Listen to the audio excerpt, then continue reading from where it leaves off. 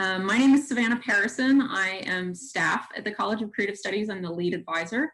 And so part of my job is to help CCS students navigate through sort of big picture, general questions kind of thing. I'm not a physics expert, but I'm here to sort of help with administrative management and some big picture sort of CCS questions and things like that. And I'll be moderating today and occasionally contributing, but most of this I think will be kind of geared towards some general questions about how, what it's like to be a student at CCS, but also I think some physics questions specifically too. So there'll be a mix of that. Savi, if you'd like to introduce yourself as faculty first, and then we'll proceed with the students maybe in alphabetical order for the first time. Okay. So hi, I'm Dr. Satya Guruswamy. I am a physics faculty member. I have a shared appointment with the physics department and the College of Creative Studies physics program. And in fact, actually, this group of students that, this group of prospective students are going to be in my freshman class that I will be teaching starting fall quarter. And so CCS Physics has a introductory sequence, which is a 6-quarter physics sequence. And the same physics faculty member teaches the entire sequence for all 6 quarters. And there are a couple of additional classes you will take as well with me. And at the same time, you will be taking classes in the math department, in chemistry department, and so on. And then starting the second year already, you'll start taking some upper division classes, and all the upper division classes will be taken in the physics department, which will be taught by a variety of physics faculty.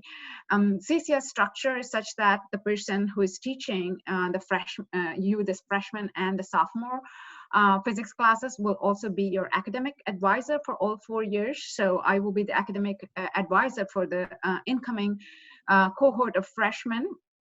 So I'll be advising you and meeting with you a couple of times per quarter to discuss your course schedule, to discuss your interest in research, and possibly, your interest in getting internships, or later on graduate school applications and so on. So you'll be meeting with me quite periodically over your 4 years as a CCS physics major.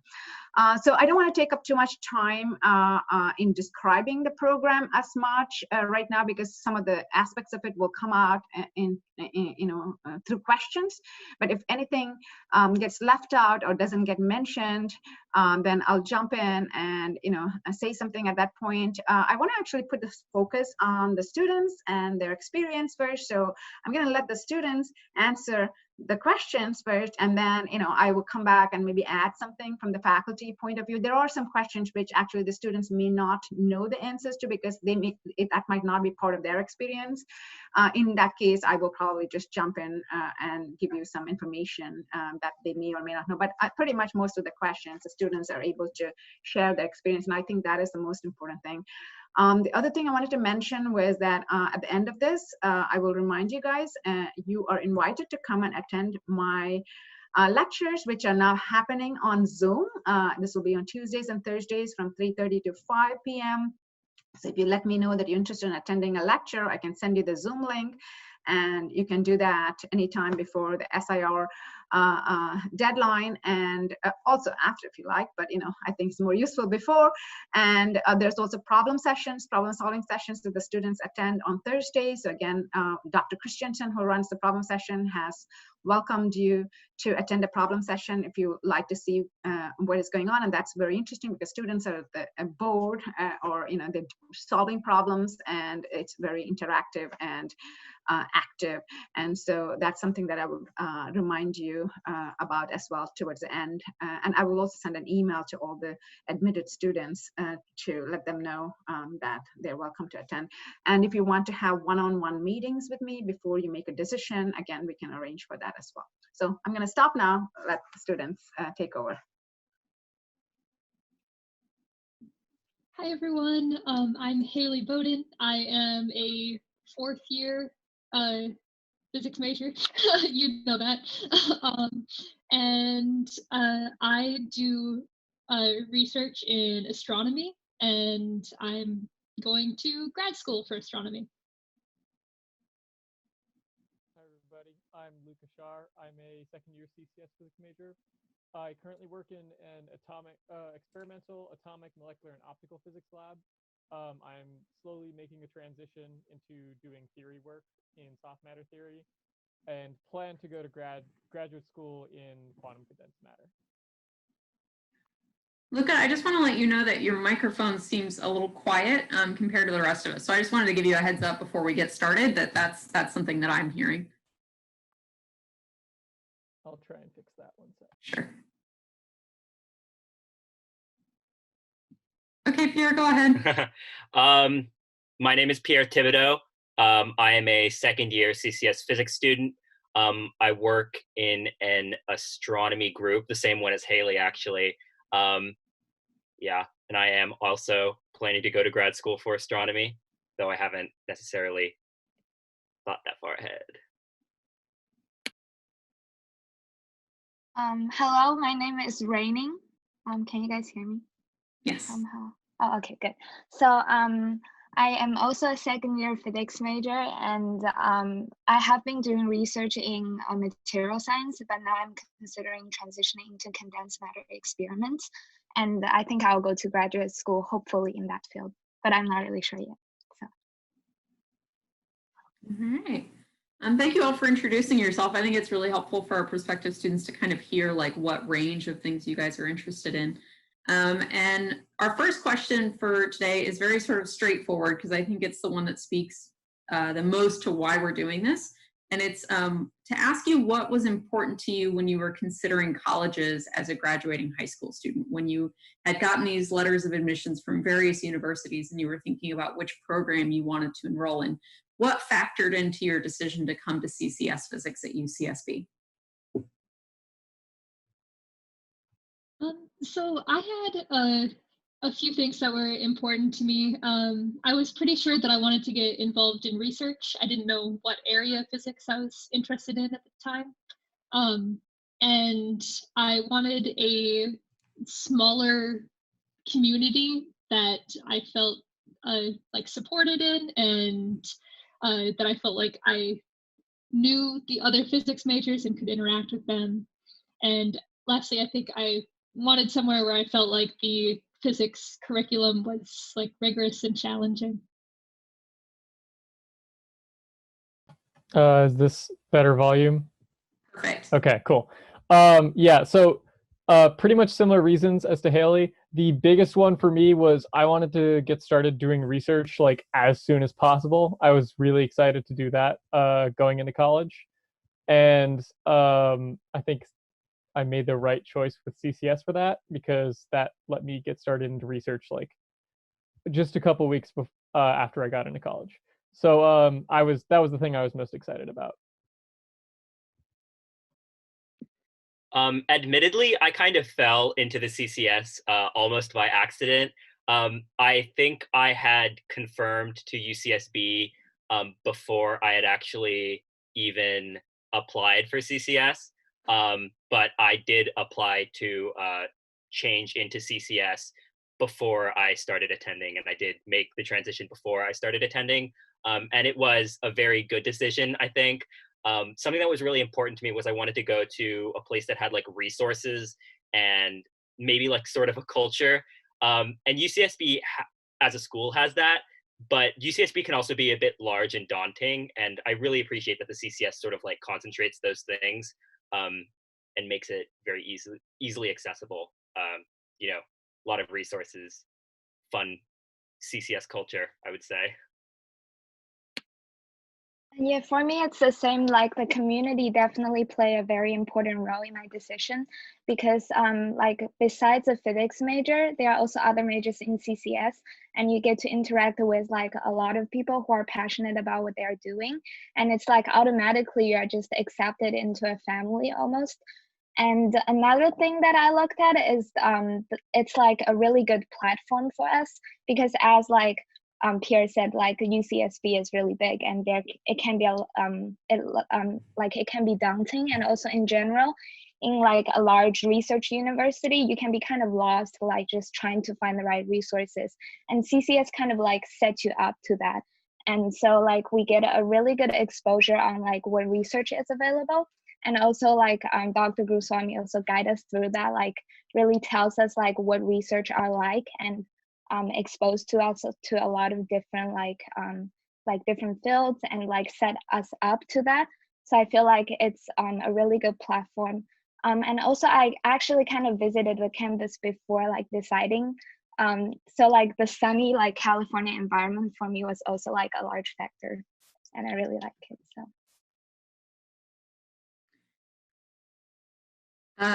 So, all right. So Satya, I just wanted to check to see if you had anything you wanted to add in terms of like what you might see students coming to CCS specifically looking for. Yeah, I think the students really summed this up very nicely. I mean, a lot of the students who applied to CCS already are interested in physics quite deeply, and they're interested in getting into research as soon as possible. And so, you know, CCS, the introductory physics courses, even though they're nominally introductory, they're taught with the rigor and of upper division courses, and they really prepare you. Along with the introductory physics courses, you have a second year lab sequence. Together they prepare you for getting an early start in research. And also the close mentoring structure is, I would say, it's like being in a small liberal arts college within a large research university. So liberal arts colleges are great. They have this really, you know, they're smaller places. There's more one-on-one interaction with faculty, but at the same time, they may or may not have the kind of research. Often they don't have the same you know, they don't have as many faculty doing research. They maybe not have the breadth of research that happens in a large research university. So CCS is sort of the best of both worlds. It has that liberal arts atmosphere for mentoring and for the community. At the same time, it is set within a large research university, so you have all the resources for a large research university available. So I would say that is something, if I were looking for going to, you know, undergrad at this point, that is something that would be very, very attractive for me.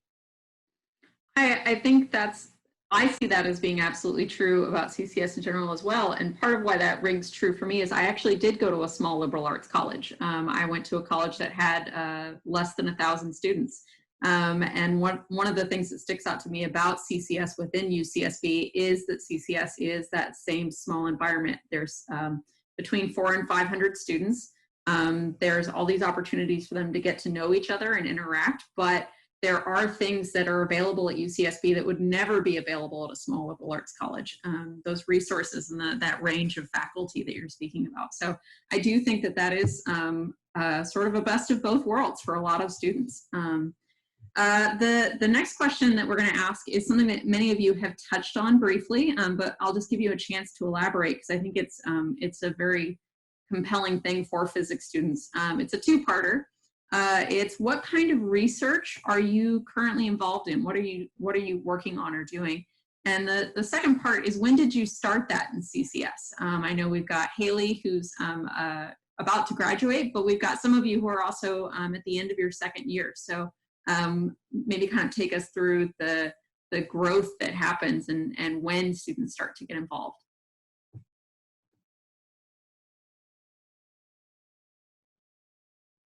So I started doing research the summer after my freshman year. I did an internship at Las Cumbres Observatory, which is just you know, down the street from the university, a few minutes away.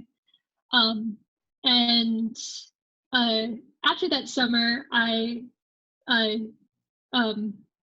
came back to UCSB, I guess, and I started doing research with Professor Crystal Martin on, before it had been like on supernovae, and then now I'm doing research on galaxies and modeling them and trying to understand what's behind some of the things that we observe? So I started research pretty early. I mentioned I was really excited to start doing research. So about 2 weeks after we first started college, I went to Satya and asked if she knew of any professors who were looking for students. And so she set up a meeting with my current advisor, Dr. Patterson. And so I've been doing research in his lab ever since 2 weeks after I started college, which is about a year and a half ago now. And so I've been doing kind of a mix of experimental work, which is like actually working in the lab, fiddling with like lasers and stuff and electronics. But most of what I've been doing has actually been simulation work on ion trap dynamics. And the research we've been doing is essentially trying to prepare polyatomic molecular ions into single quantum rotational states, which is a lot of jargon. But essentially, it's been a mix of like in the lab and just kind of coding stuff. And so I've actually enjoyed the coding and modeling stuff more. So I'll be moving into doing theoretical research in a soft matter group starting in the fall on liquid crystals and active pneumatics and that kind of thing. I think I began doing research either at the end of my freshman fall or the beginning of my freshman winter. I started working in one of the sort of subgroups in the Lubin group, which does a lot of like instrumental astronomy, as well as like detectors and sensors and things like that. And then I was working on a project wherein we were using a telescope to look at the cosmic microwave background. And then I believe starting at the end of this year's fall quarter, so the end of last year, I started working with Dr. Martin. And yeah, I've just recently gotten started, but it looks like the kind of stuff that I'm going to be working on is like the tools that we're using to look at astronomy data for observation of the galaxies.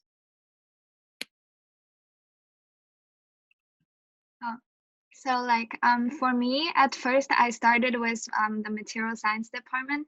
So I also went to Dr. Guruswamy, and at that time I was looking to explore something more applicational because before then I was like interested in astrophysics, and I was doing something along the line, and I was thinking about like exploring some new field. So Dr. Guruswamy referred me to a professor in the material science department.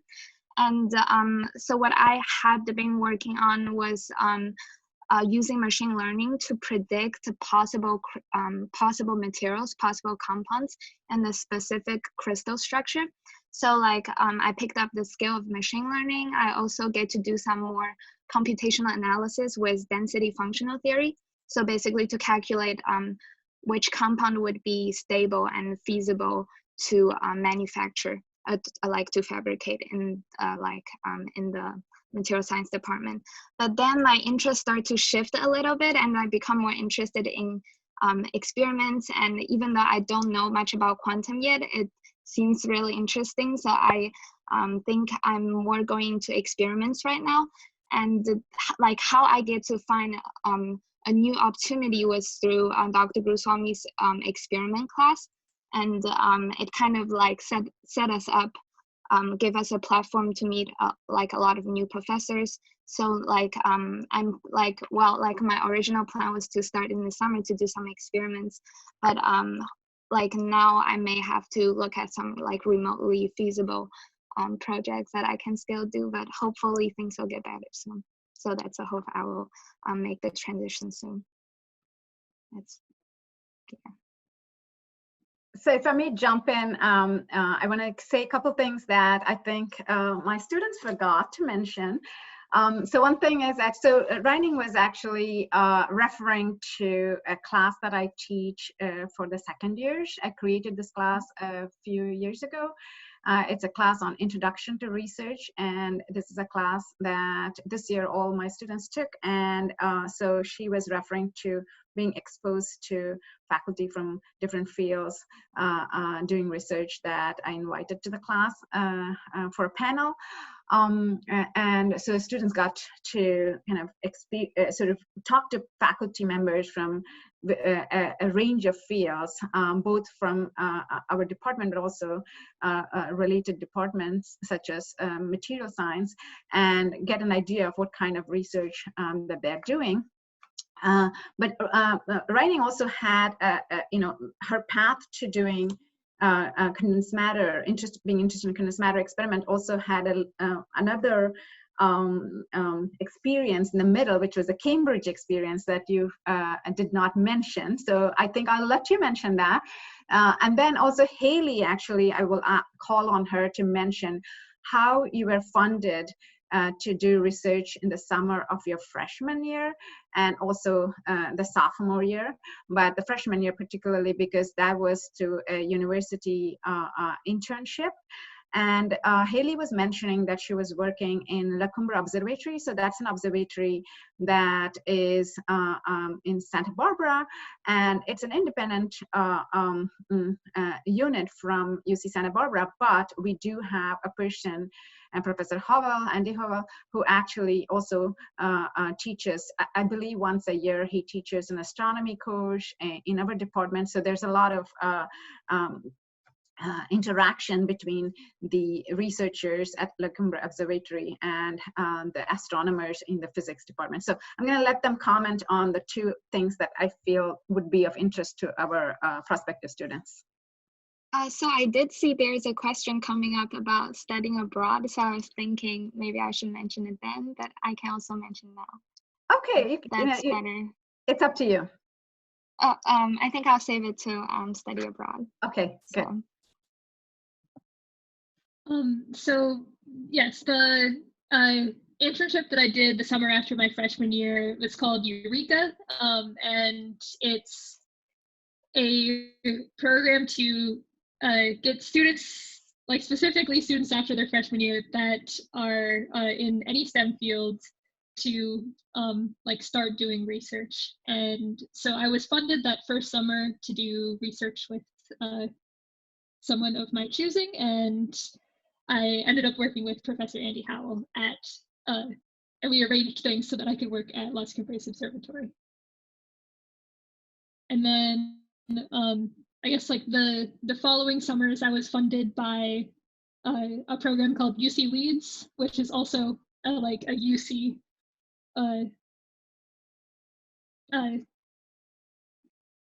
what to call it, which is also a UC program that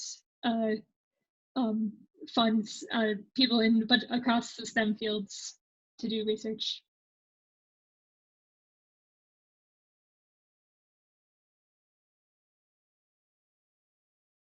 Unmute myself. Okay. One of the things that several of you mentioned was this sort of networking component in finding research opportunities. And a lot of that comes from something that is, I think, specific to CCS within UCSB, which is having a faculty advisor. And this was sort of mentioned at the beginning and has been kind of tracked through, but I wanted to give an opportunity to specifically talk about this role. Is that each student is assigned a faculty advisor. For the incoming class, it would be Dr. Gurusamy, and that faculty advisor checks in with them regularly and helps guide their academic career. And I wanted to ask each of you, what role have they played in your CCS life so far, and what is that like to have that professor who is an advisor for you as well? So Dr. Gurusamy has played a pretty large role in my undergraduate everything. So just like from first off, I've taken a ton of classes with her. So really, that's where I, learned how physics worked and how to think about things, and that's pretty important. But from a more like advisor perspective, she helped me know what I should apply for, gave me advice on who I should talk to for research. I kind of came to her with area that I was interested in, and she told me people that she thought I would be a good match with, and also how it helped me get in contact with them. Gave me advice on where to apply for funding, wrote letters of recommendation for me for everything, including graduate school, and gave me advice on classes, what I should be taking, what I should be focusing on, that kind of thing. That was very helpful. Thanks, Dr. Kurswami. Yeah, she has played a huge role in my undergraduate education as well. She's helped me plan out what classes I should be taking for the things I'm interested in. She kind of helped me realize the fields that I'm actually more interested in, things that I wouldn't have thought about going into without her help. Like, I used to think I wanted to do high energy theory going into college, and I think she helped me realize that condensed matter is a really interesting and rich field that I think I would rather go into. So she's helped me kind of plan my entire undergraduate education around that, and she's just been extremely helpful with figuring out who I should be doing research with. She helped, as I mentioned, she helped me get my first research position, and is also helping me figure out my future research, and has just been she has played a huge role in basically everything I've done in the past 2 years and will be doing in the next 2.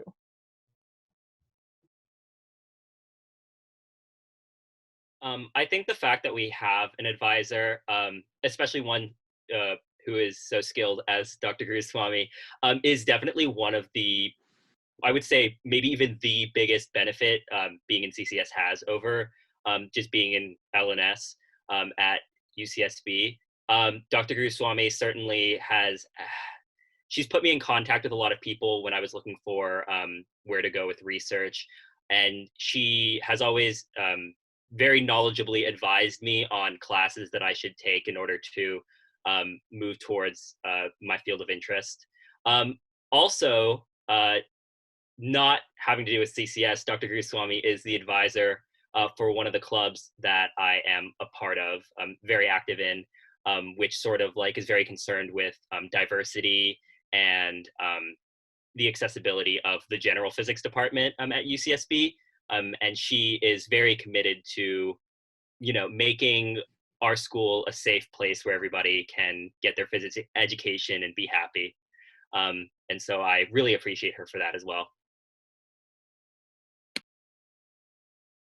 So I feel like a lot of the points I already mentioned, but I would like to highlight several other points. So first, it's very unusual that we have an advisor who would teach us like a 2-year sequence. So we basically have class with Dr. Guruswamy throughout these 2 years, and she knows where we are at in terms of our knowledge and kind of build us up towards being a skillful physicist, being a skillful researcher. And if you're switching professor like we're doing in other classes, then it's the professors won't exactly communicate and know us personally to kind of just help us with our personal and professional growth in the field of physics. So that's the first thing I'd like to mention. And also the second thing is again, I feel like there are research advisors in every university, but what I find is I had a lot of conversation that I would not have, I would not imagine really having with other academic advisors, because in terms of research, I was kind of indecisive. I was transitioning between or had a lot of ideas about what I want to do and everything.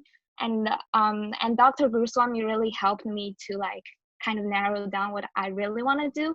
And also a lot of things is the conversation on personal skills about person skills with how to communicate with professors, and just about how this research process actually is. I feel like it's not something that's only like technical, professional, only about, okay, if I'm interested in this field of physics, then I know exactly what I want, like how to approach it. It's like a lot of these conversations that I had with Dr. Goswami really helped me a lot, and just like helped me grow as a person in general, as well as like a physicist. So.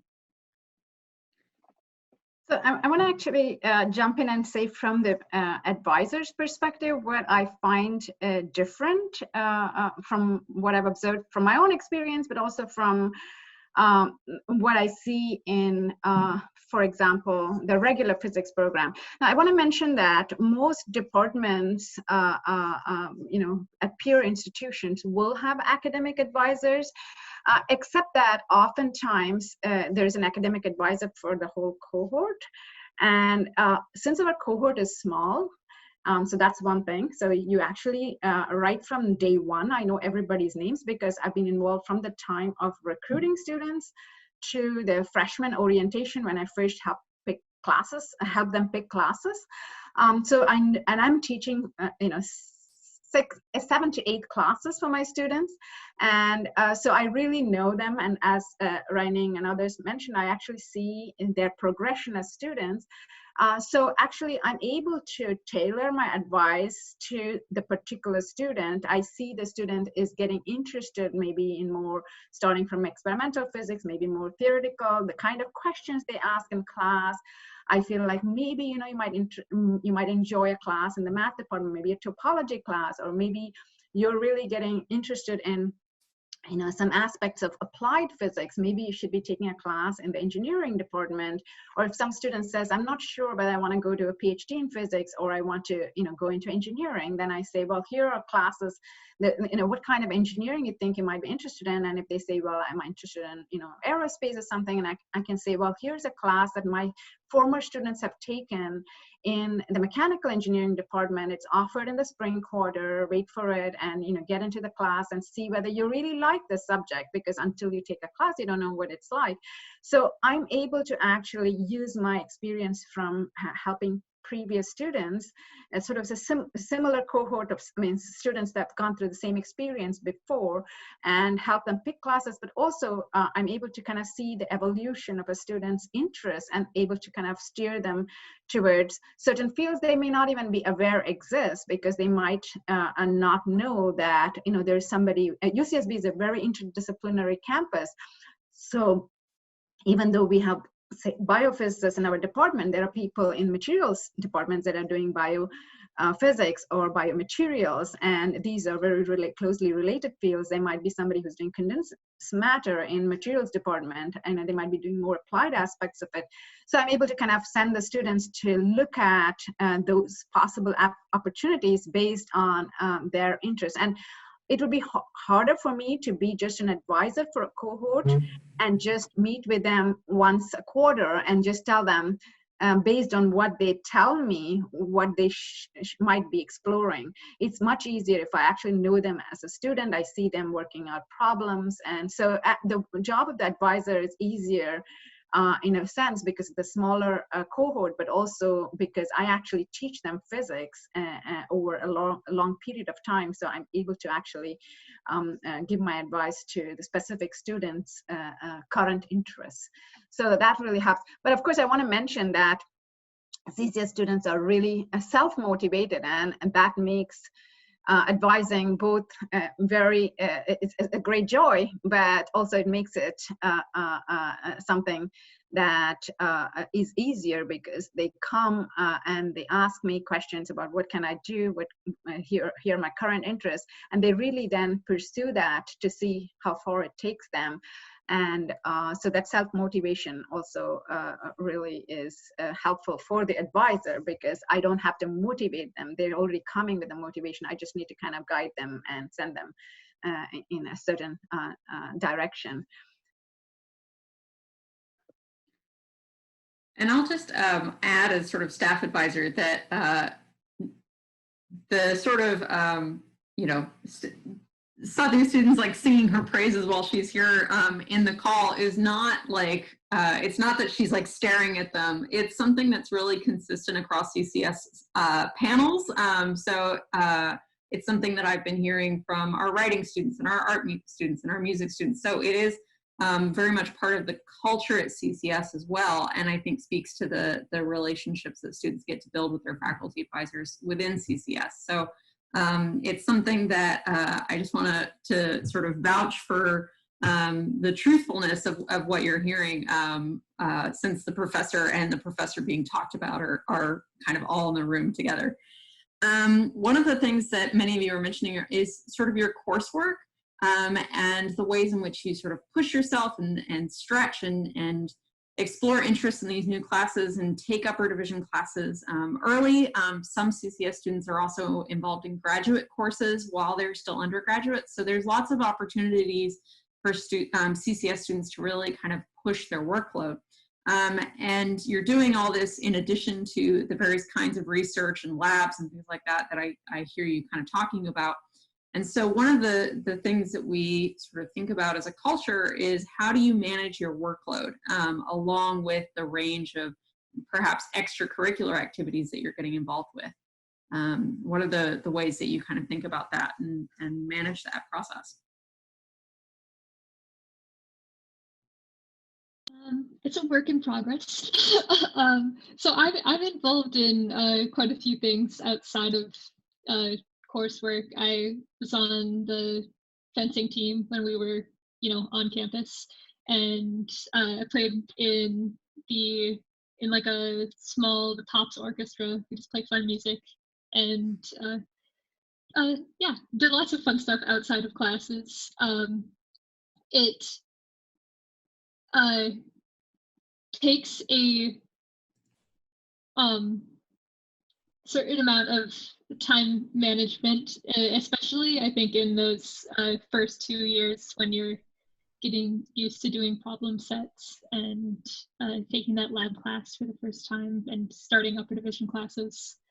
But it's definitely manageable to be able to have a life outside of physics. I personally like to either be at Broida or at the library, Broida's physics building, or the library, and work on stuff, and then be able to go home or go back to the dorms in my first 2 years where I was really good friends with the other CCS people, and just I think being around people from the other majors in CCS, especially if you live in that dorm your first year with the other CCS people, kind of gets you out thinking about things outside of physics as well.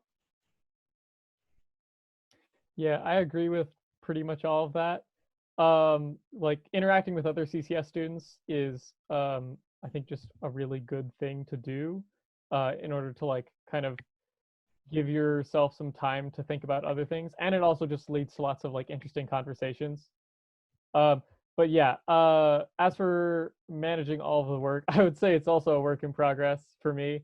But I think the most important thing is just hammering on time management.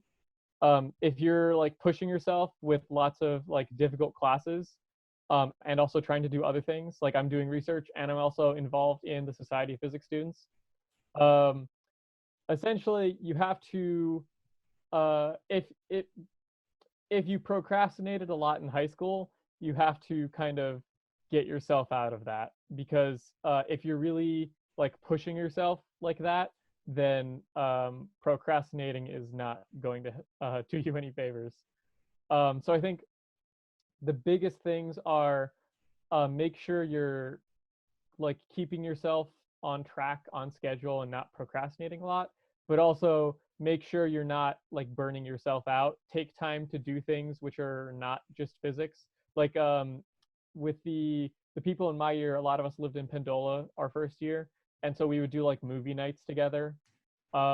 Just doing things which will like keep you from burning out, essentially. I would say those are the kind of biggest things to keep in mind. I agree. I think that a big part of being able to manage your time correctly is to understand yourself and to understand your limits. I think, I don't know how common this is among CCS students, but very often you won't know what your limit is until you reach it, until you over enroll and you go, I'm taking so many classes. I shouldn't have signed up for all of these classes. I might have to drop one. And there's, never any shame in doing that. But I think it's about not pushing yourself past your limits so that you are able to fill your time with, things that you also find, besides intellectually fulfilling, things that you find like emotionally fulfilling, like, relationships with other people or social aspects of college, which are very important. Yeah, I am trying to get better at time management. That's college. I am also trying to get better at time management. I feel like it's just really hard as a fact that we have we'll take all of these courses in physics, and also that being a physics major, that means we also have to take a bunch of classes in math. And then there are also GE requirements, and then we also have research. So it's just really hard in general. But I feel like two things definitely help me to still have a good physical, a good well-being. With all of these workload. One thing is what everyone mentioned, just being in the CCS community. You automatically just have a bunch of friends, and just from the interaction, it really energizes you to be around these people. And also and it's and you get inspired by other people across the other majors. And another thing is just the being in Santa Barbara, being so close to beach. I remember it's sometimes we just go on beach walks, and it's always so sunny, so it's never too hard to just squeeze in 10 minutes of break time, to just breathe some fresh air. So I feel that definitely helped me a lot. And I've also becoming more aware of just how easy it is just to take a break and just enjoy the nature. In my second year, I remember the first year I only went to the beach for 2 times or something, and it's been getting better. And yeah, I feel just definitely working on the balancing the study life and also just being happy and not overwork oneself. One other thing I wanted to add was that we I spent a lot of time, especially in my first 2 years, with the other CCS physics majors. So we would, go for dinner after lectures, and we worked together in the study room, and we studied together, and just having that support, and also I guess just we would have fun while we were working on problem sets. So that definitely helps you get through those classes as well. I think that I feel holds true for our class as well. Sorry. Yeah, we definitely have a lot of good discussion on the problem sets, and it's and we work together really late into the night, but it's tiring and it's fun at the same time, so we almost enjoy it. It's kind of nice, just have a bunch of people struggling together, maybe. I think one last point about the CCS in regards to loading yourself and stuff like that is that the CCS GE requirements are a bit different from regular LNS GE requirements. So in LNS, you have to take general education classes that fulfill a bunch of different categories, whereas in CCS, it's a bit relaxed. So you just have to take a certain number of GE classes. And what that means is that you can basically structure your GEs to avoid the kind of work that you're not good at or don't want to do. So for example, if you hated writing essays in high school, I think it is completely feasible and maybe even likely that you can go through a CCS physics degree and never write a single essay. Don't quote me on that. No. You're getting some raised eyebrows. we're going to back you up. Not really sure about that. I want to actually jump in there and say that's not quite true here.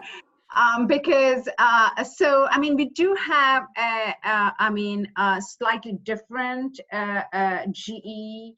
I'm not sure exactly what the off the top of my head all the differences. I mean, I can remind myself, but we do have a structure to our GE requirements, and they may be different from the GE requirements of an LNS physics major, but we do want your GEs to be they end up being in some broad categories that are very similar to what the LNS GE requirements are. And writing is actually, you may not take necessarily a writing class, that might not be part of the requirement, but one of the requirements, you know, when I approve GEs, you come to me and say that this is not a pre-approved GE, would you approve this as a GE? I'm going to look to see that it's a class where, you know, you are actually, there's a lot of writing that happens in terms of reports for the class. So if you take a philosophy class, you are doing a lot of writing because you're actually writing reports and your essays and so on. So I'm not sure if that characterization is quite true. And if Pierre, you haven't taken enough writing, I'm going to come after you now and make sure you are taking those writing classes. Me and Luca are in a writing class right now. We write so much. Yeah, that's true. Also, I think an important thing to mention is that, so yes, you do have to write, but I think the main difference from high school is that the kind of freedom that the CCS GE requirement gives you makes it so that you only have to write about things that like you're interested in, because you only have to take GEs that you actually like care about. So instead of being forced to write for a GE that you don't care about at all, at least you have the freedom to take GE classes that you find interesting. And so you can write about things that you actually find interesting. So, I mean, you do have freedom to choose classes that you like. In fact, you're encouraged to do that, because if you're going to sit in a class, regardless of whether it's a GE or if it's a required class for your major, you are spending time. And particularly, I have mentioned to students over and over again that one of the great strengths of an American, this is a liberal arts education aspect of it, is the GE requirement, because it teaches you how people in other fields actually think. And you don't have that opportunity, when you're doing a master's degree or something, but you have that when you're doing a bachelor's degree. So you actually go and learn how philosophers think or approach a problem, or historians think or approach a problem, or somebody who's doing comparative literature thinks or approaches questions. And those skills are actually just as important for your future career as a physicist as your physics skills, the hard skills. So, and I'm sure that a liberal arts professor in history would be saying, because those students are probably expected to take GE classes which are in the sciences, and so they learn to think about problems the way scientists approach them.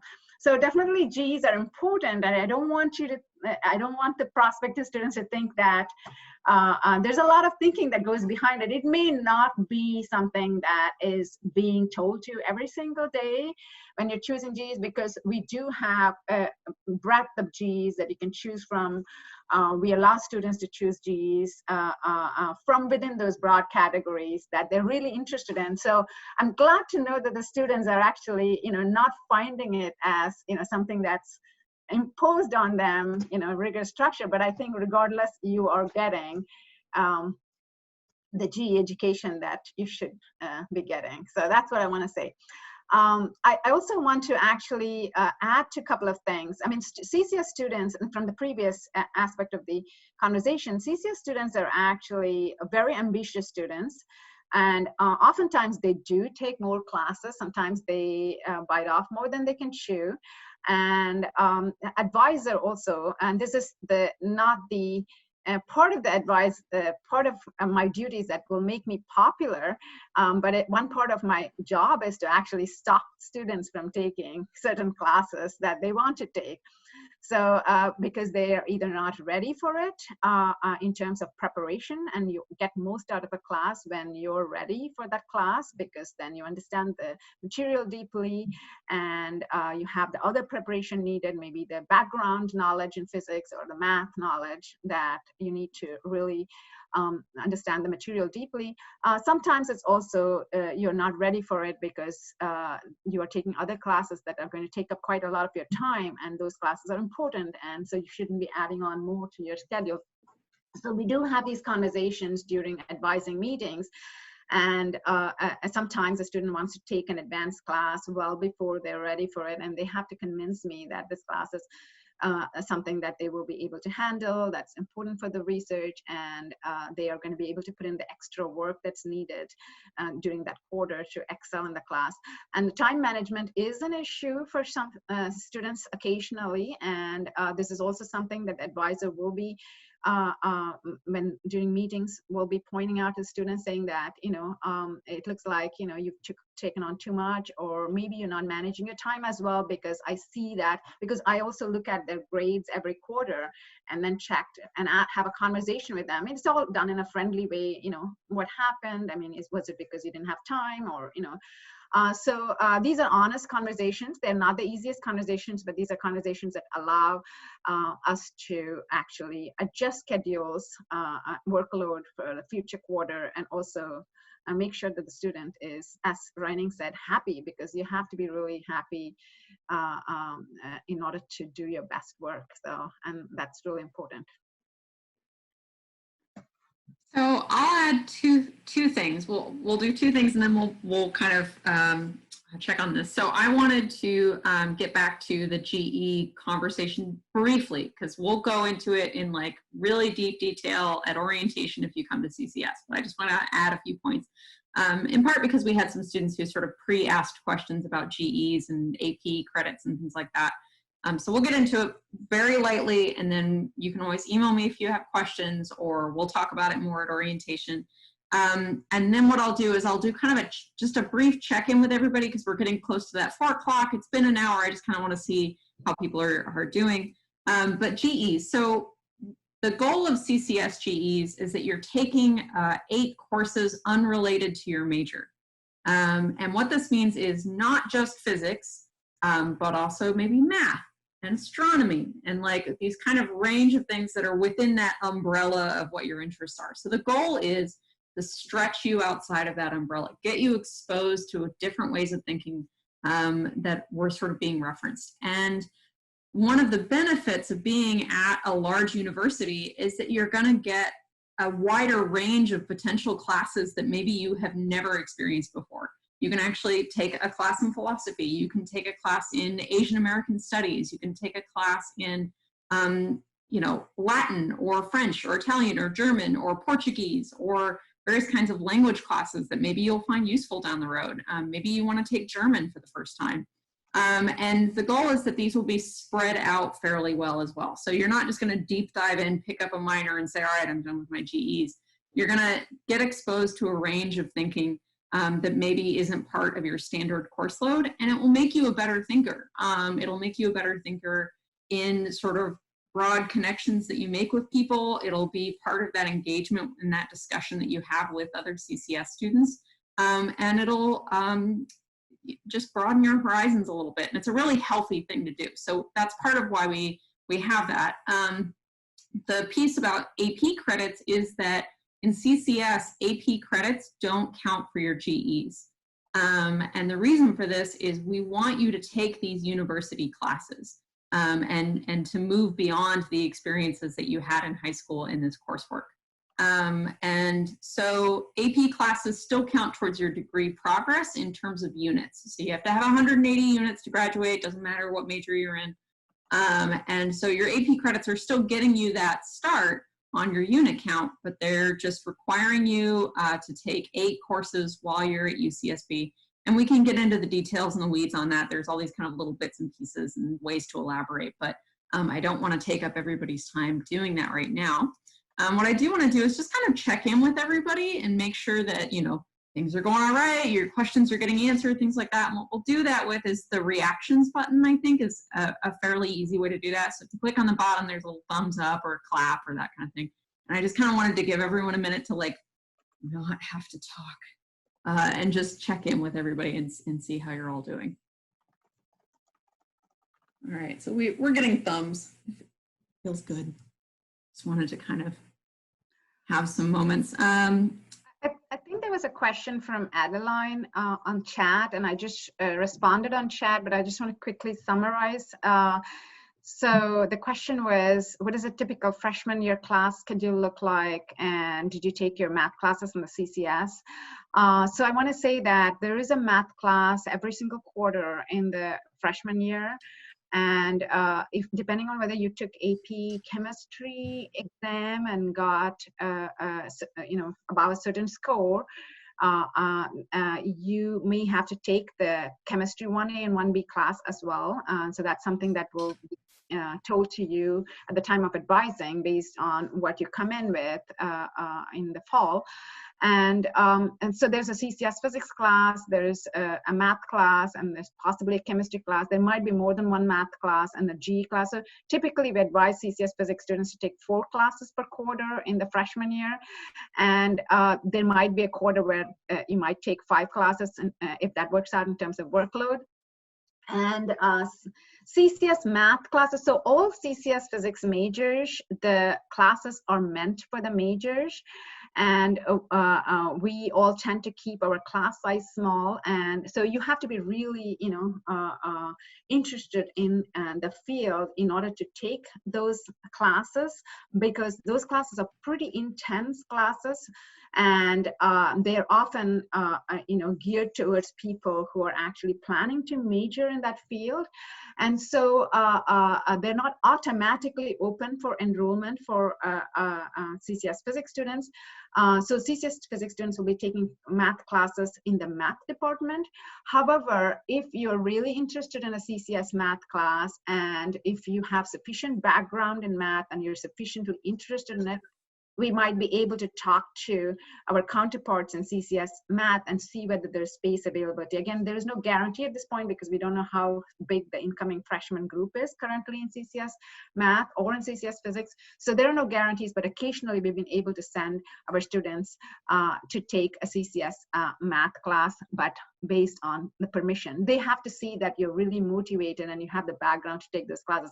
And it's not recommended automatically to take a class in another CCS major, because those classes, all CCS classes, are pretty intense classes. There's a lot of work in these classes. And so it would be like if you're taking a CCS physics class and a math class, you're going to be doing and equivalent math classes in the CCS math program, you will be actually doing the work of a double major, and that's not necessarily the right thing for every student. So again, it's going to be on a case-by-case basis. It depends on many factors, but by default, CCS physics students will be taking a set of classes in the math department that are required for our students. Add to just a tiny little piece, and I'm not very jargon heavy, but one of the misconceptions might be that the math being done in the CCS math classes is the same as the math being done in the CCS physics classes, and they are two different, very different philosophies of mathematics as well. So it might be that the CCS math classes aren't what you would typically expect from the kinds of math classes that you've experienced before. So they're not necessarily automatically equal in that interest. So what we'll do is kind of branch into some sort of general questions. One of the ones that Randy mentioned, looking forward to answering earlier, was, can CCS students study abroad? And I will just go ahead and say that the short answer is yes. The long answer may be more complicated. And we'll kind of talk to some students about experiences. They might not have all studied abroad, but maybe they know students who have, or this can also tie in with like internships and things like that. What are the ways in which you can sort of spread your wings and leave campus? So I think I want to say a few things, and then I want Reining to talk about her own experience because she has gone abroad. So the answer is CCS physics students can study abroad.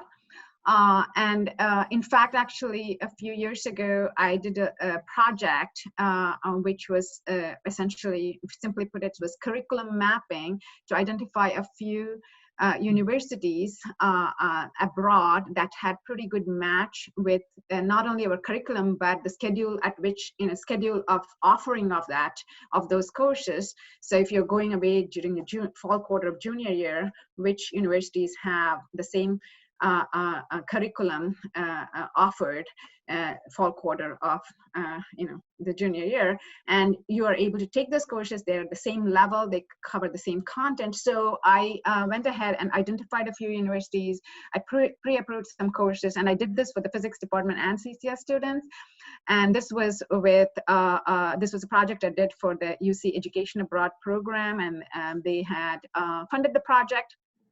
And so all that information is there in a study abroad webpage in the physics department. And since that project was done, we've had a lot more students be able to go abroad, knowing that they will go to this university, and when they return, these courses are going to count towards, they're going to be equivalent. So if you take a quantum course in a certain university, it's going to be equivalent to the quantum course at our university, which quantum course is going to be equivalent to, and so on. So they know that they're going to get credit for that, but also it's going to count towards that course. So it's made it easier for students. So students have been going abroad with greater assurance that their experience is going to allow them to learn the same material at the same level, but also return and rejoin into this, because in physics major, we have most of the courses are sequential. So we offer in our department a quantum course,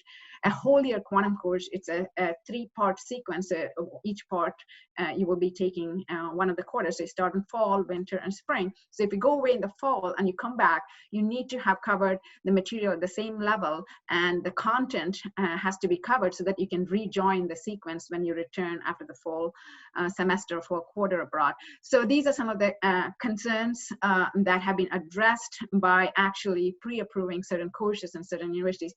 And sometimes students want to go to universities where courses have not been pre-approved, and then they can come and talk to me, and I will then sit down and look at the courses in those universities. For example, recently a student came to me and said they want to go to Spain, and then I was able to look at the courses in they were thinking of going to a particular university, and actually steered them towards a university which actually had a pretty good match with our physics curriculum. And because most of the material at their university was written in Spanish, and I was not sure I understood all of it. And so I was able to actually talk to a student in a Spanish university who had actually studied abroad here, and she was able to kind of translate for me, because she knew what our quantum courses consisted of. She was able to translate for me and help me figure out that this actually is a pretty good match with our curriculum. So we actually have contacts either with students or faculty in other universities. We're able to actually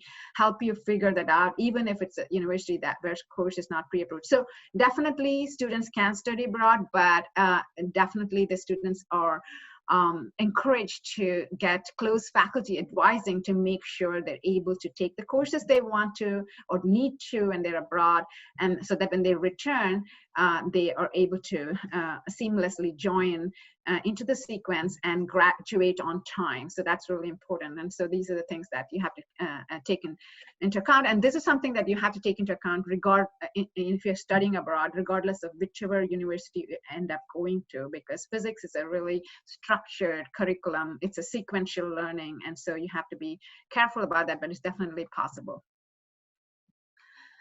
So I want to actually, Reining has some experience, and she should probably talk about that. Okay, so I believe Dr. Goswami was more referring to the year-long program, and what I did was I went to a summer program that lasted for 6 weeks in Cambridge during the summer of my freshman year, so the past summer. And because it was in the summer, so there's no pressure about still keeping up with the sequence, but I was able to explore some of the topics that I'm interested in, that I normally am would not take here, because I'm just really caught up in the other courses. So the 2 courses that I took was one on material science, and the other one is on neuroscience, theoretical neuroscience. And actually, the program will require us to take 3 courses in general. And for me, my 3rd course, I substituted for a research project at Cambridge with 2 of the tutors right there in the mathematical, I believe like the mathematical physics institution. So they also offer you that option. So I would in general really recommend that program. And talking more about the courses first is that I had a really good experience because like I feel like what they offer in the summer is kind of different to what they offer in the year. Like all of the professors stay there because they really like to teach. So they kind of teach you something that they're really passionate about in like a short period of time. So I was able to like really like had a broad cover, had a broad overview on the topic of material science in general. And at that time I was also like doing research in material science department, and I was definitely like also inspired by that class to still do something that's related, like to be still interested in like materials and nanofabrication in general, like so that it also kind of influenced my current decision on still continuing along with like condensed matter experiment. So that influenced me a lot. And also just like and the other class on neuroscience was also really interesting, and it's something that I did not find over here. So I feel like studying abroad like in the summer is definitely a good opportunity to like explore what the other universities offer. And in my case, it's like the British education system is definitely different, and it's kind of interesting to see like how they approach the different topics, how they teach in general. What I find like unfortunately was that they in fact put a lot of focus on essays and on communicating science. And I was kind of frustrated and stressed out of like to write a paper on material science, even though at that moment I was barely like exposed to the subject. But like I have to basically grind out a 10-page paper on nanotubes, like, which is interesting because I am about to like the research that I will be doing is on graphene like layers, so it's kind of related. That's kind of interesting. I just realized that. But like after that experience, like writing that paper, like returning here, I find it's just suddenly easier for me to like write essays. Like it doesn't take me as long anymore. So there are some like unexpected advantages to the experience. And also just being in the city in general, it was like really nice, like to meet a bunch of people from different parts of the world. And yeah, it was a good experience. And also, and actually I want to talk about the research that I ended up doing. So the program that I did, they have the option of like substitute one course to a project, and you kind of just write up a project proposal on one of the topic that you're interested in exploring that you think would be feasible to do within 6 weeks. And then they will set you up with a local professor or like a local researcher to guide your progress. And your preparation can start like before the it's like because for me it was like the like my preparation kind of started before the summer, because it covered like it would take more than 6 weeks to complete a project. So my project was on using machine learning to recognize signals from like the gravitational wave detectors. Like specifically we focus on like looking at like what kind of waveform would correspond to like a binary black hole merger. So kind of just like continuing along with what I was doing in the material science department with machine learning. I was like still trying to kind of explore my interest in astrophysics. And so that was a really nice like project to just like kind of help me learn more about machine learning and like explore more things. And it was also just like it was also like kind of nice to be able to like get in touch with the local researchers who are who are like who like specialize in doing gravitational physics. And yeah, so that was like, I would definitely recommend the program. Is there anything that I did not mention? I think you mentioned, all the important things. I wanted to mention that before Reining went to study abroad, another student the previous year had gone to the same Cambridge program, and I had put Reining in touch with her, and she was able to actually talk to Reining and tell her all about her experience. And in fact, actually, one of the Reining did an independent study project, and the previous student who had gone as well had done an independent study project on something she was very interested in. And it turns out that she had a great experience in the summer, and she was doing research after she returned here. She's been doing great research throughout her bachelor's degree. And the student actually is now going to go to graduate school in Oxford. So this experience also allowed her to have that cultural experience in another country, and which was a great advantage at this time, because normally physics majors usually visit schools that they got admitted into for graduate study. And because of the current situation, most of those visits did not happen. But since my former student since my student, in the fourth year, she had already gone to England and actually experienced academic institution and the culture there, I believe, I'm not sure, but I believe that that experience really helped her in the situation, not being able to actually visit before making a decision. Check in with our other three students to see if you have anything that you would like to add to the study abroad conversation. You might not have had a specific experience, but just to see if there's anything else that you would like to touch on.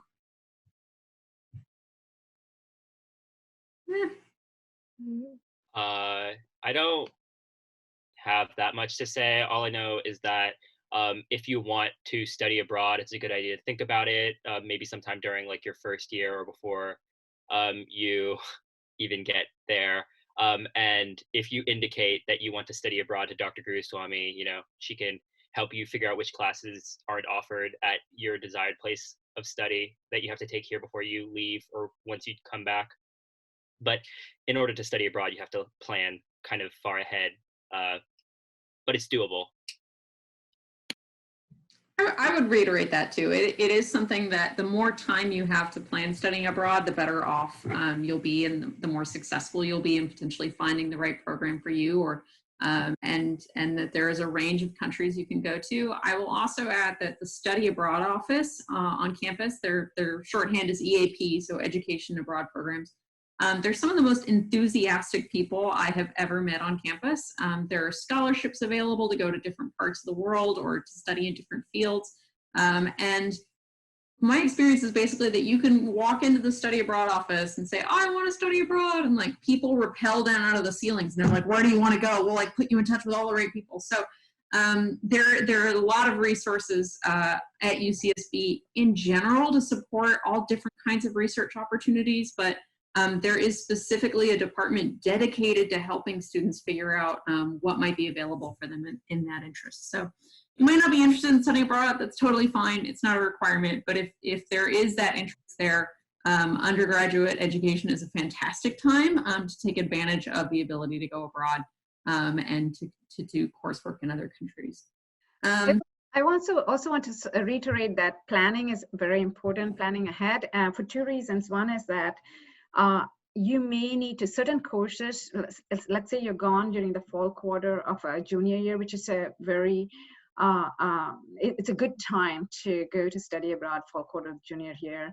And then maybe there's a class that you would be taking if you were at UCSB, it's a required class, but that class may not be offered in that university that quarter. So there is an option of taking that class already in the sophomore year. So I recommend students to start approaching the academic advisor in the freshman year saying that I would like to study abroad, and then we can actually plan for that, take courses that you would have to take when you're abroad, but you may not be able to take, so you can take it earlier before you leave. So these are some of the considerations, and you definitely need to start planning, recommended to plan starting the freshman year already. And sometimes students plan to go abroad, but it turns out that they end up not doing it because it turns out that they started working in research with an advisor, and they would prefer to actually stay during the junior year. And there are chances, there's opportunities for people to go abroad in the senior year. That's also possible, and people have done that. So again, these adjustments can be made later on when you, depending on what you decide. And there are opportunities also to do research when you're abroad. Again, that's something that I have arranged in the past for a couple of students, and so your advisor might be able to help you put you in touch. But again, there are many conversations that need to be had about things like that, because it depends very much on the individual situation. So I would definitely say that you can study abroad, but there's a lot of planning that is needed, because not because of CCS particularly, but it's because it's a physics major. Generally, there's a lot of planning needed to study abroad. So our next general question, and I know some of you sort of pre-asked this, so there is interest, and it's a question that I'm not really qualified to speak to, and neither is Dr. Guruswamy. This is very much a student question, and it's questions about where did you live in your first year? What are the dorms like? And I know there is maybe some of you who might have lived in Pindola specifically, and I'll just briefly explain what that means. So CCS has the option of living specifically within CCS housing. And that's not exclusive to CCS students. There are other students who live in that environment as well. And it's not that all CCS students have to live in that housing either. You can choose to live somewhere else. And it is an application process as well. So it's not that you're guaranteed that you'll be in that housing either. So there's some layers there. But a lot of students who are leaving home for the first time and coming to UCSB, one of their burning questions is dorms. And now that it's harder to visit campus and sort of physically check those out, I think it's an even more kind of potentially stressful question for our prospective students. So I wanted to ask you guys about that first year experience living in dorms. Okay, so yeah, I did live in Pendola my first year. I actually liked it so much that I stayed and lived in Kuyama, which is like the dorm attached to it where a bunch of the second years live my second year. And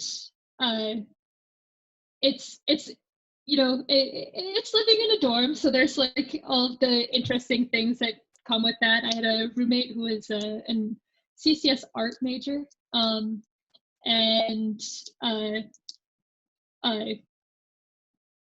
was not let's see, I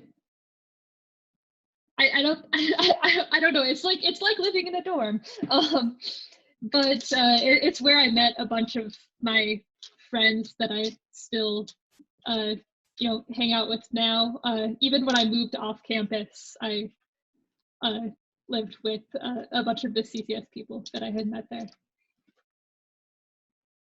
Yeah, so I also lived in Pendola my first year. I enjoyed it a lot. Again, it is living in a dorm, so it's a little tight if you had like a big room at home, but it's like, I don't know, you get to meet a lot of cool people.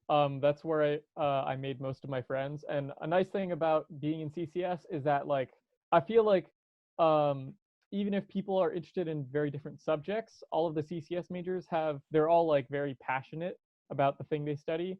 And so that leads to interesting people being in CCS, and also leads to just kind of an automatic community form. So you kind of automatically have a friend group because you're living with a bunch of CCS people already. So I don't know, I've met a lot of my friends there. It was fun. We had like I mentioned, we had movie nights and stuff, played games. it was just overall a fun time, and I enjoyed it a lot.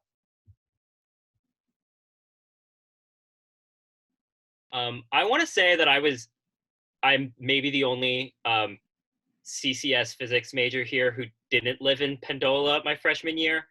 And that was because, as I said before, I applied to the CCS after I had already committed to going to UCSB. And so when I was choosing my housing, I was not yet admitted into CCS. So I lived in San Miguel, which is in Chi 5, which is the freshman area that's sort of on the opposite side of campus from Manzanita, which is where Pendola and some of the other undergraduate housing is. And it's very different than living in Pendola. For one, as you can tell, a lot of CCS people live in Pendola, which means that not a lot of CCS people don't live in Pendola, which is not a bad thing because you definitely get to see a lot more of the school and of the people who go to your school. So it's a different experience. I can't necessarily say that it was better or worse because I think I would have had a lot of fun living in Pendola, but I had a good time living in not Pendola. So just want everybody to know that that's also an option. Yeah, I lived with all CCS people this past year, Luca included. So guess in the end I went CCS. I also, oh wait, sorry. Pierre, when you say that you're living with all CCS students, that's not on campus, right? I mean, No. So Luca and I, as well as 3 other CCS individuals, we live in undergraduate apartments off campus. So it's about, I want to say like 2/3 of a mile or a mile. I think it's like 2/3 of a mile away from campus. I think it's more like 1.25 miles, 1.5 miles, because I looked That it up might on be Google right. Maps once. Yeah. So we live about a mile from campus in apartments that are owned by the university, but are rented out to individuals generally who are third year or third year mostly. But because I am a Regents individual, I was offered the chance to live in undergraduate apartments, and we could bring along people who weren't Regents. So we lived there, and it's very nice. It's very, very nice. If anybody has similar opportunity, I would highly recommend it. Yeah, I also agree with that. It's pretty nice. We live in Santa Ynez, is the specific undergraduate apartments that we live in. And yeah, I highly recommend it as well. And I'm not Regents, but I piggybacked off my Regents friends, and so I can live there too. And it's cheaper. Oh yeah, so for me, I also first year I also lived in Pendola, and it's like what everyone said, but I feel like they kind of missed some of the important points. Well, first, the food I feel like it's really good in the dining commons. There are always a lot of wide selection of different things, and and Pendola is right next to one of the dining commons. And also, Pendola is also like right next to the beach, so it's like literally a 5-minute, like not even 5-minute walk. Like if you walk out for like 1 minute, you'll see the ocean. So just adds on to that. Definitely take advantage of the beach while you're living there. If you're not paying attention, you'll probably go there less than you think. So I did that the first quarter. Yeah, it's definitely take advantage of it. It's not just a beach. There's like a gorgeous lagoon, and with like bluffs and like wild grass and stuff. In the springtime, it's like covered in flowers. It's just take advantage of the nature there. It's incredible. Yeah, and also like Pendola is kind of like a small, like how do you even describe it? It's like a 4-floor small building. So it's not like the crowded like residence hall. It's like not your typical residence hall. And I feel like that was definitely adds to like just in general the Pendola region, a more like relaxed, quiet vibe. So like it's like I quite enjoyed it, and it kind of like matched with the nature around as well. There's also a pool right next to the dining commons, and like a exercise center, like a small gym. Yeah, I don't know if Piero, you want to talk about like what it was like in the other residence halls, but one thing, since you guys can't, actually come see Pendola, there are there are 4 floors. There's on the second floor a like kitchen, living room area where people hang out with like a balcony and stuff. There are 2 study rooms. All of the bathrooms are like individual bathrooms that are shared. There's like 3 per floor, 3 or 4 per floor. Yeah. Yeah. Actually, I had to. Oh, sorry. I would just say the bathrooms in Pendola are a big advantage. They're not like large communal restrooms with like rows of stalls. It's of one person, like you lock the door and it's yours bathroom. That's very nice. I'll add a little caveat in here, just to point out. So CCS housing isn't necessarily guaranteed to be Pendola housing. It has been for a long time. And the reason for that is CCS sort of typically requests a certain number of basically beds within housing to be into sort of a clump, basically within a particular dorm. And for the last several years, Pendola's worked out really well. I haven't been at CCS for a full year, but what I have heard was that last year we actually had more requests than we had reserved beds. So it's possible that CCS might like reevaluate which dorm to have that cluster in.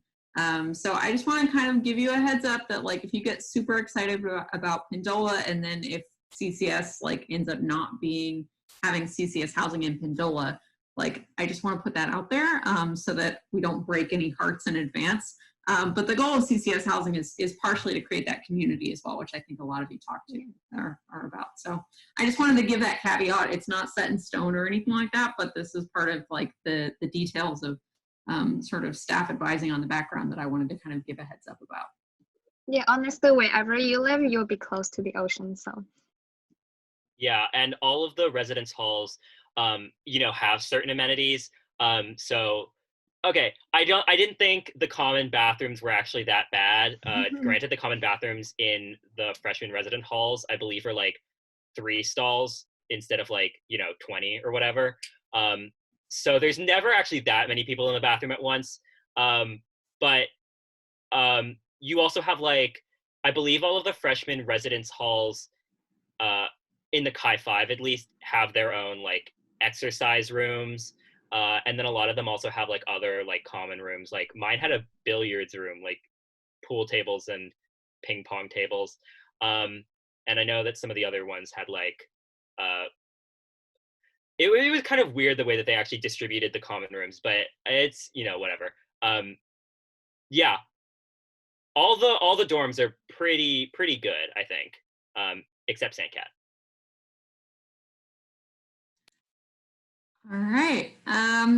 So I think we're hitting the 4:30 mark, and just based on how things have gone in previous panels, I think now is probably a good time to sort of open it up to questions. And if there's sort of some common questions, then maybe we can just sort of speak to that in general. But what I found the best way to do this is if you have that participants tab open, there's an option for you to raise your hand. And then what will happen is you'll come up on my screen in the order in which you've raised your hands, and I can kind of work with you guys on calling on you sort of specifically and helping navigate that process. So might take a minute for folks to kind of like think about what they want to ask, but I think this is a good opportunity because I don't want to get too close to 5 o'clock and have never given you guys a chance to ask questions. So we'd love to hear from you now.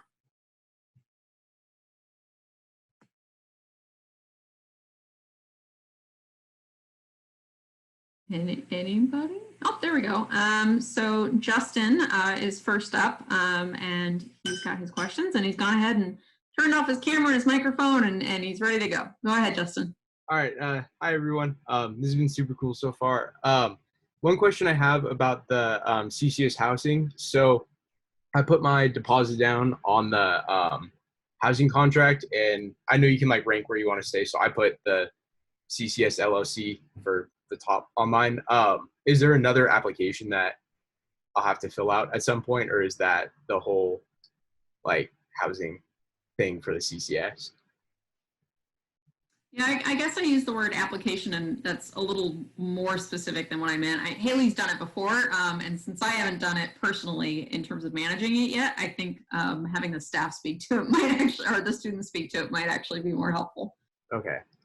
Well, everyone else did it more recently than I did, or the other two did.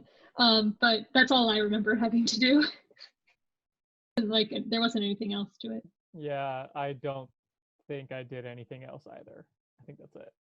I actually don't remember filling out the application. Yeah, But I remember they sent me an email asking me to like choose my bed, and you can like go on a website, like add a designated time, and then choose like some room or like a bed. But that may be later, like in the summer. Yeah. Like it'll probably be notified. So. Yeah, this is where I could just get to totally confess and say, as a staff person who's never been at CCS in the fall before, I am not sure, but we will find out and get you some more information later. But it sounds like you did the step you need to take right now, so that's perfect. Okay, thank you. Yeah. Any other questions from our potential students?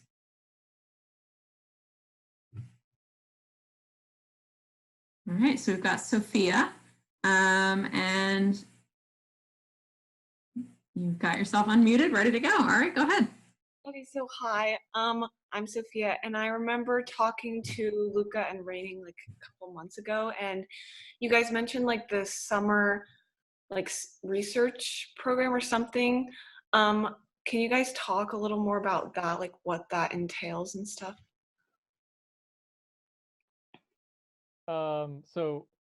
Okay, do you mean specifically, because there's a couple things. There's just doing research in the summer. There's also a CCS fund called the Summer Undergraduate Fund. I think that's the new name. That basically pays you to stay over the summer. So actually, I think I just did research over the summer last summer, and I will be doing it again this summer. But that's just directly from my professor paying for me. So I think Raining and Pierre, I think you guys are both applying to stuff, right? So maybe one of you guys should talk about that.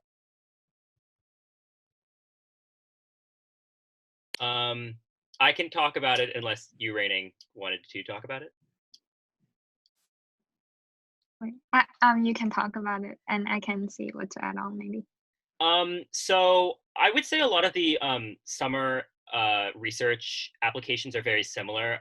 The CCS stuff one is specific to CCS, so you have to be in CCS to qualify for it. And basically the way that works is you talk to an individual whom you want to do research with, and you sort of generate a project with them, and then you fill out the application where you say, basically, here's the project that I want to do, here is my advisor, here is how I will get this done, here is like what you can expect from my project. And then some committees, I think Savannah could probably speak on exactly how they choose who gets the money. But essentially, it is to cover like your living and your housing and stuff like that. Yeah. Don't know if that was a good explanation. Yeah. So I just wanted to add a little to what Pierre said, is that, so this soft fund is actually funded by donors and to promote research, undergraduate research. And so students typically, you can get the, provided you're in good academic standing and you qualify to get the fund, you can get it once, sometime, either in your sophomore year or junior year, which is typical. And students, physics students typically apply during the summer of their sophomore year. And so essentially it gives you, as Pierre said, funds to cover your rent and living expenses.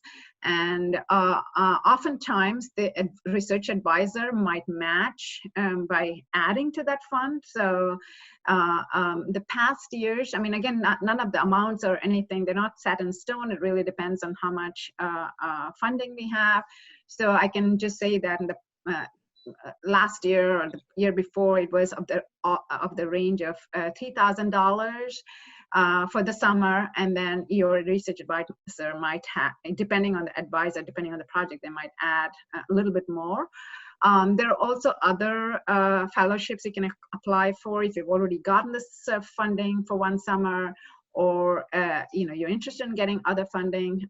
You can actually, again, identify a research advisor and apply their campus opportunities. There's a Gorman Fellowship, and there's UC Leads, which Hayley has, and there's also physics department has its own summer fellowship, which is again funded by donors. That's also open to CCS physics and the letters and science physics majors. So there are a few opportunities for getting funded, your summer research funded. And sometimes if you're further on in your research advisor might themselves fund your summer research because they might have some funding for undergraduate research themselves. So there are several different internship opportunities you can apply for. And the other thing is, many of our students also in the summer of their junior year, sometimes they want to get an experience to go to another university. And so there are these National Science Foundation funded research opportunities called Research Experience for Undergraduates, which are available in certain physics departments around the country. And if you decide that you want to go to, let's say, UC Davis or, U Chicago or somewhere for the summer, you might be able to apply for an RU summer internship. Again, that is, of course, these internships are, many students from across the country will apply, and if you get it, you might be, even if you're working in a research group in our department, research advisors might agree to that, they can arrange your project in such a way that you're just gone for the summer, work on a project elsewhere, and then come back and integrate back into the project. So typically this happens during the summer of the junior year. Not all students do that, but occasionally we've had one or two students do that. We also have another fellowship that's funded through the materials research lab, which is called the CCS, and this allows students to actually spend a summer abroad in certain institutes. So we have had students go to Dublin, they've gone to Japan, in the past they've gone to Oxford or Holland, and so Sweden. So again, you have to apply for this, and if you get it, then you might be able to spend a summer in one of these locations doing research with an advisor there as well. So there are lots of opportunities for funded research. Okay, thank you guys. All right. I'll go ahead and lower your hand, and then Justin, I saw you raised your hand again, so I figured we'd come back to you and then see what it was that you were asking about. Okay, thank you. So I guess coming into college, I feel like I have a very general appreciation and interest in physics, and research is obviously very niche and focused. So this is probably a better question for the current students. So how did you sort of go from that, or maybe you already had an interest in a niche, but if any of you went from sort of a broader interest to those sort of niche areas that you focused on, how did you kind of narrow it down and get there?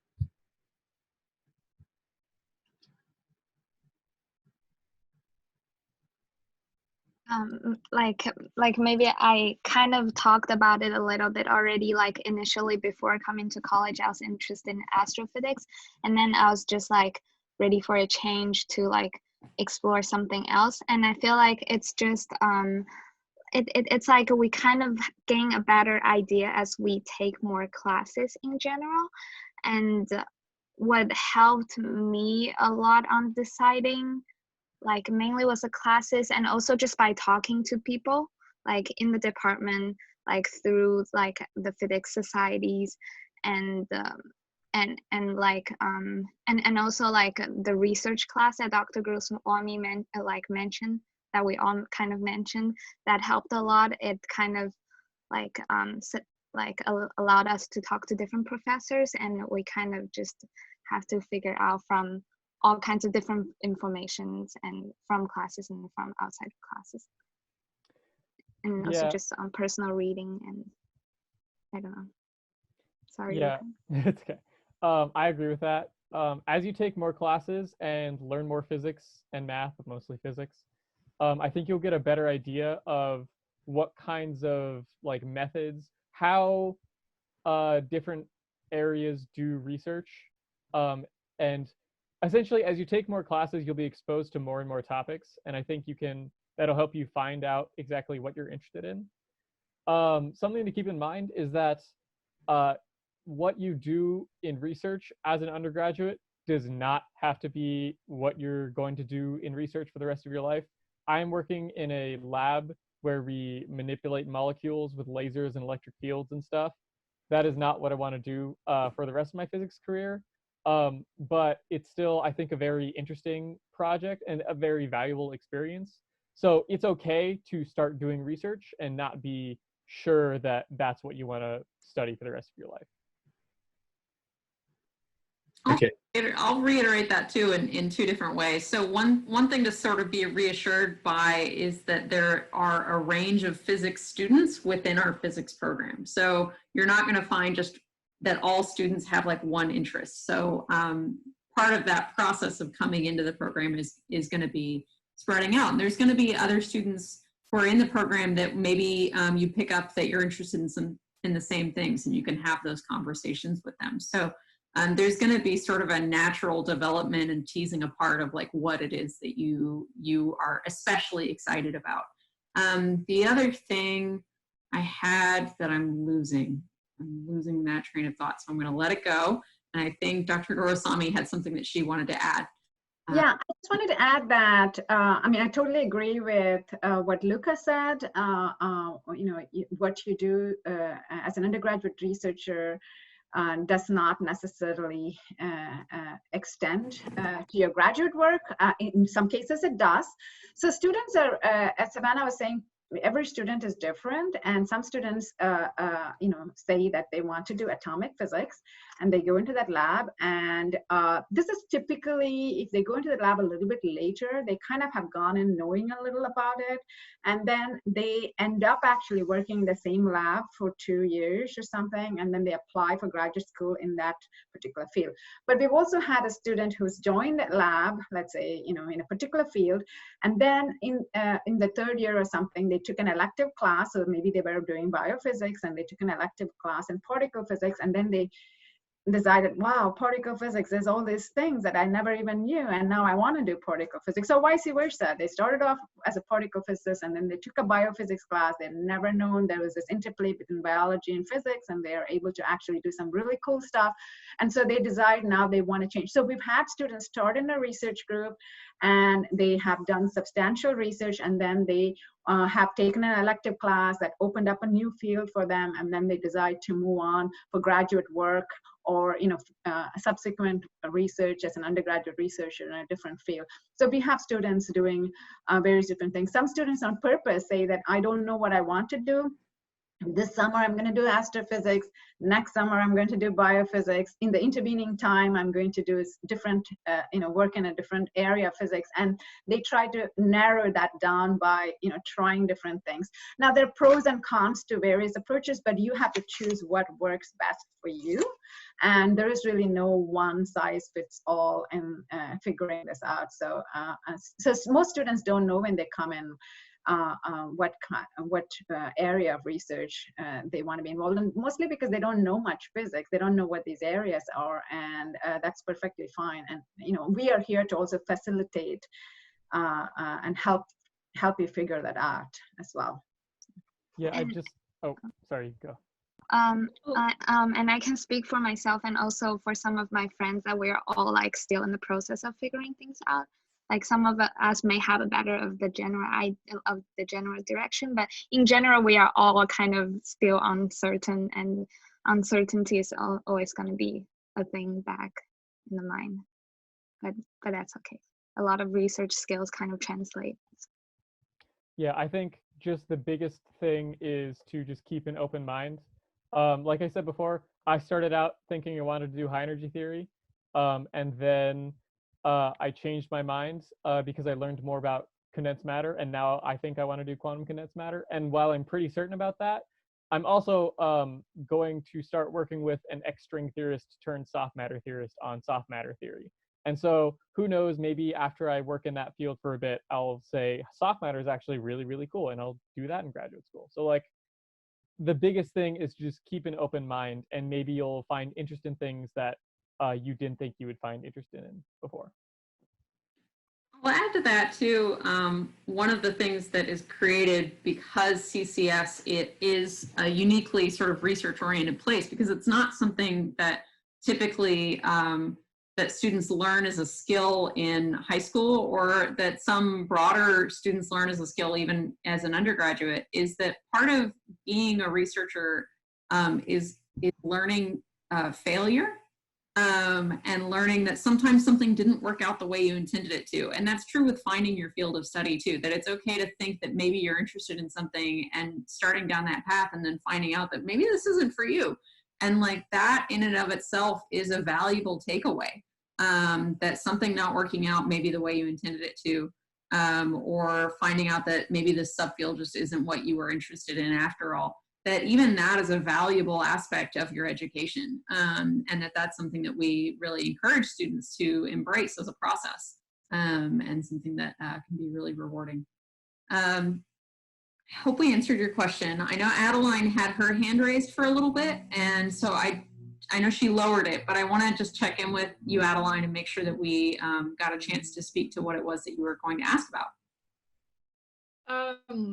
I was just going to ask about like if it's common for people to go in thinking they want to study physics and then getting to college physics and realizing they actually like math better, or like biophysics or anything within that, and like how they can change majors or have that flexibility.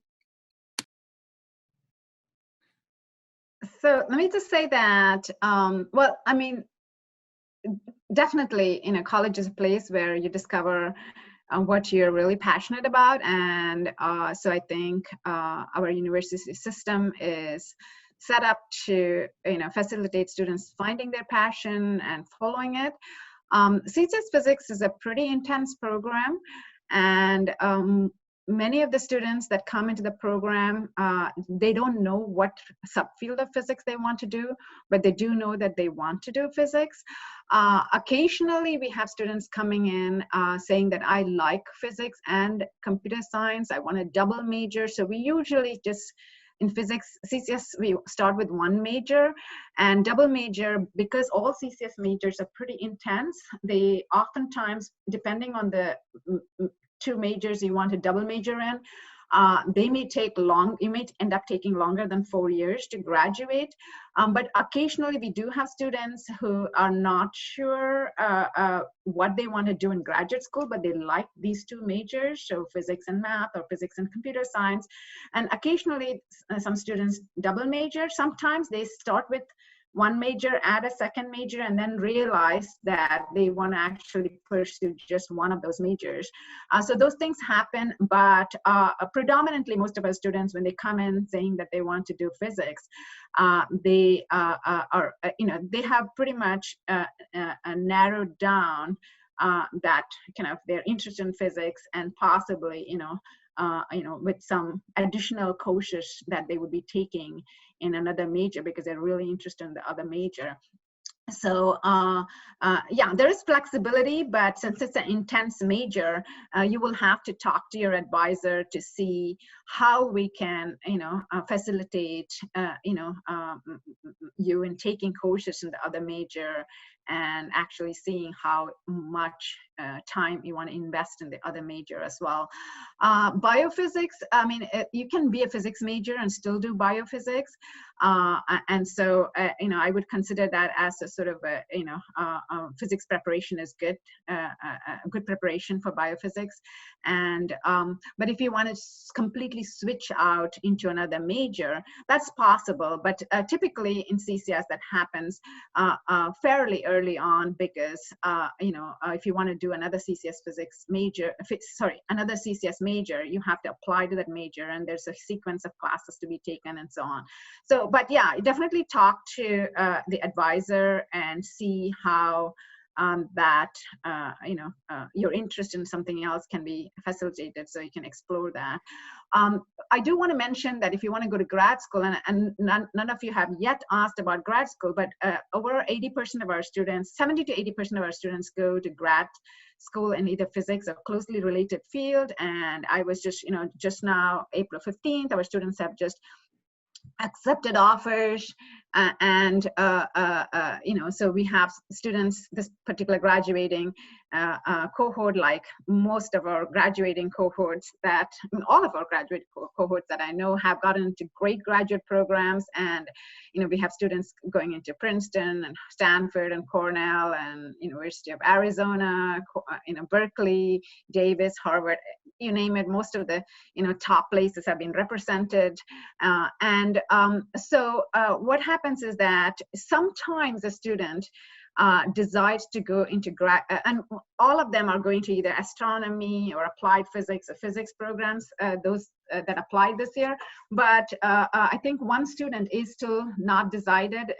He may go into some related field. He might go into engineering. He's also looking into financial engineering. So occasionally we have students who decide to go into a graduate program in a field they did not get a degree in. Okay, so there's nobody in this particular cohort that's doing that. But some years ago we had a student who took all the physics courses. He was a CCS math major. He took all the physics core courses, and then he was also doing some research in physics.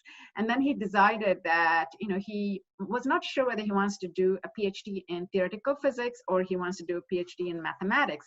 So I advised him to go to the Cambridge program. It's a TRIPOS Part 3, where you take a lot of advanced courses, and which he hadn't had in physics. So he went there and he took all the that one-year program, and he did really well, and he decided that he will do PhD in theoretical physics. So his degree was in CCS mathematics. He did not get a physics degree, and he still was able to go into theoretical physics because he's done all the coursework needed.